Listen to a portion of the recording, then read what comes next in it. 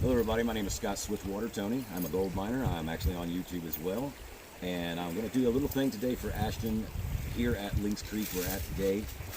He just wanted me to describe a little bit about what I would dig and why I would dig it.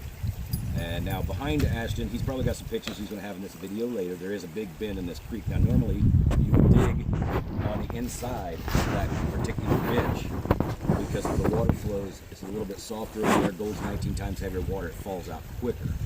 But in this case, and you can see the tailings piles everywhere.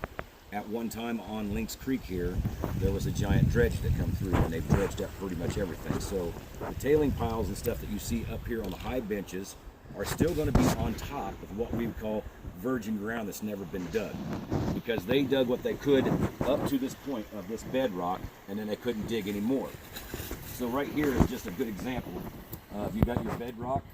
You come into a section here, a 3 foot, a 4 foot section of dirt that they couldn't clear out because the buckets wouldn't get in there. The buckets are really big, so they really had to get a scoop. So that when they get the bedrock, they turned and actually went back behind me and back and forth, just like you would in a puzzle.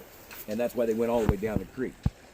Now I've already did a couple test pans out of here, got about 3 or 4 colors, so I know that this dirt right here has particularly got great potential for some pickers, maybe because this place is really known for nuggets as well.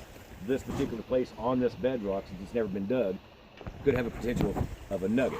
But the only problem with this is we have these 2 trees here, and number one, we don't want to undermine trees. If you undermine trees, you kind of get in trouble by the BLM, or the federal forest services, and then it makes us, as you gold miners, makes us look bad. So you never want to undermine trees, but there is a good section, probably about a 2 foot section that I can tape off and not get into any of the feeder roots that go down.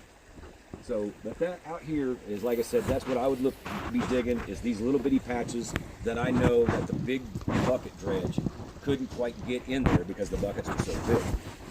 And like I said, you get in there and clean all the dirt, and then you'd really clean out the bedrock, because when those bedrock cracks, you know, when the gold's 19 times heavier water, it finds a crack, it just finds it goes all the way to the bottom, and it gets stuck in the bottom. So always clean the bedrock cracks out. Always, you know, look for the stuff that's been left in places like this has big tailings and stuff like that from the big dredges. You can really tell what they are.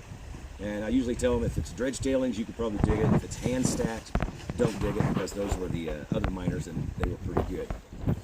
But I hope that helps you a little bit, and I hope that you enjoyed this. And like I said, I'm glad to be here with Ashton today and doing a little video of it. Anyway, have a good day. Lincoln.